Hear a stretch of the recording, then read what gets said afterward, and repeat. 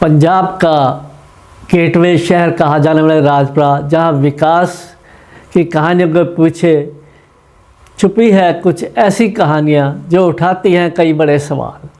हमने अपनी पड़ताल शुरू की प्रोजेक्ट बसेरा से गणेश बूथ मार्केट होते हुए लॉन्च। अब हम आपके सामने लाए एक ऐसी कहानी जो इशारा करती है एक नेक्सस की ओर, नेताओं, अफसरशाहों और कुछ रसूखदार लोगों के बीच, जहां ज़मीन सेवा के नाम पर और इस्तेमाल कुछ और, या फिर यूँ कहें कि नेता, अफसर और रसूखदार लोग मिलकर लिख रहे हैं एक और ज़मीन के घोटाले की कहानी।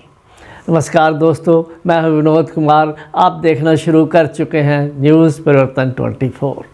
बात है साल 1995 की, जब पेप्सू टाउनशिप डेवलपमेंट बोर्ड की एक मीटिंग में एक अहम एजेंडा पास किया जाता है कि एक समाज सेवा करने वाले संगठन को 2000 गज ज़मीन मात्र 100 रुपये प्रति गज के हिसाब से दी जाएगी। 16 जून 1995 को अलॉटमेंट जारी कर दिया जाता है। एक कहानी है राजपुरा के जेंट्स ग्रुप की।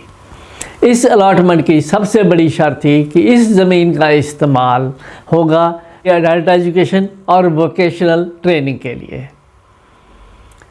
शुरुआत होती है, एक भव्य इमारत बन के तैयार होती है और फिर साथ ही बनता है एक बार।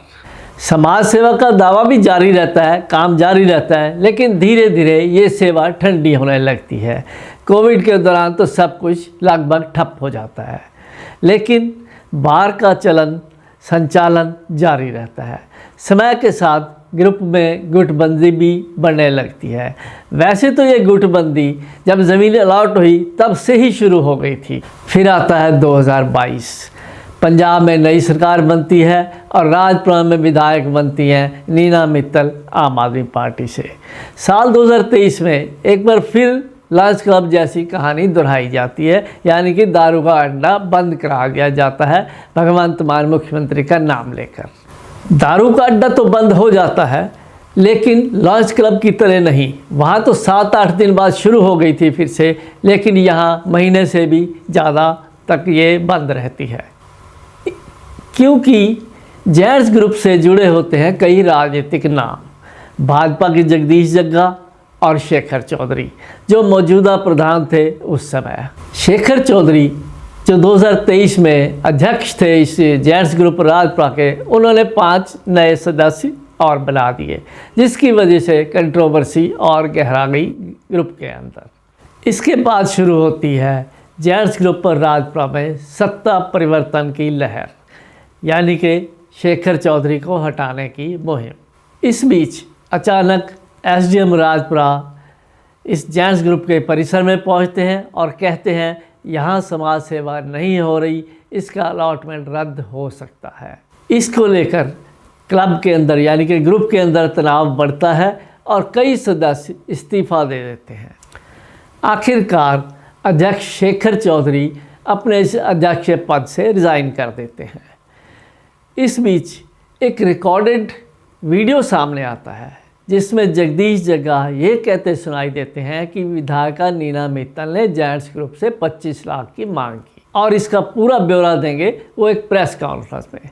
लेकिन ना तो इस पर विधायिका की तरफ से कोई प्रतिक्रिया आई, ना ही जगदीश जग्गा ने कोई प्रेस कॉन्फ्रेंस बुलाई।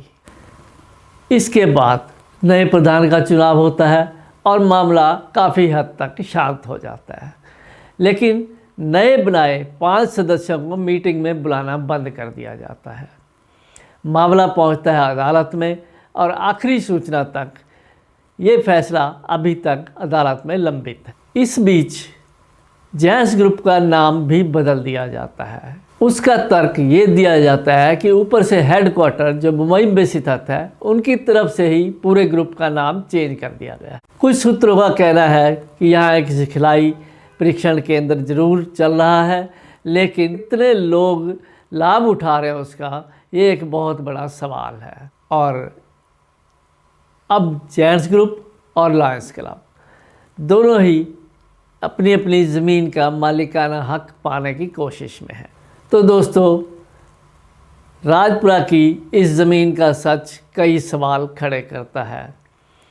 क्या सरकार को इस ज़मीन का अलॉटमेंट रद्द कर देना चाहिए? क्या टाइटल ट्रांसफ़र किया जाना चाहिए?